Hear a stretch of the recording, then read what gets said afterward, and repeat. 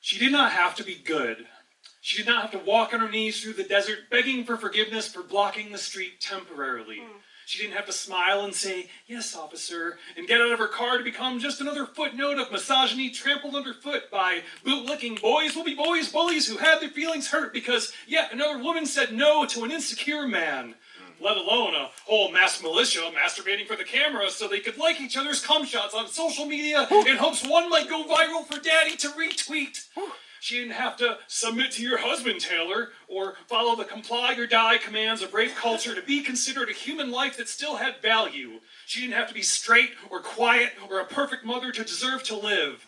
Women do not owe you a yes, sir, just because their car is surrounded by angry debt collectors with guns looking for unpaid love from their past in the eyes of their latest prey. Ask your daughters what they would have done when surrounded by masked men with guns. Run!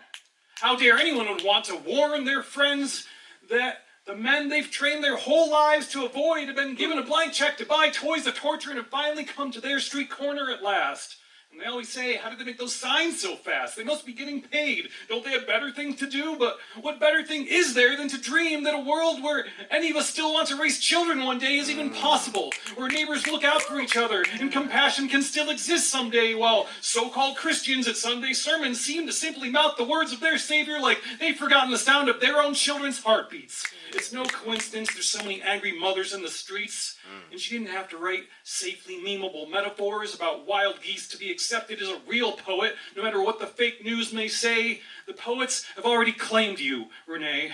And your words helped us to fan the forgotten flames inside of us, to remember the rage that we learned so long ago, that can only be created by the dying of the light. And that in this dystopian decade of division, we can still write a revision where we take the road less traveled by, rather than the fork that leads only to fear. To remember that we too are poets and still here. And even though it feels like winter is coming and the All Lives Matter crowd are strangely silent now, somewhere a Punisher logo is peeling off the back window of a truck ever so slowly in the sun. And people are remembering the warmth that words give to our broken hearts when the love we once had for our country has almost left us. When it feels like everything is falling apart, poets are the ones who pick up the pieces again and make it all make sense. Poetry is the fire in the hearts of the oppressed and in the arteries of all allied against tyranny. And someone today who'd almost lost hope painted a portrait in honor of someone good. And a grandmother screamed, "Fuck ICE" for all the daughters who never made it home.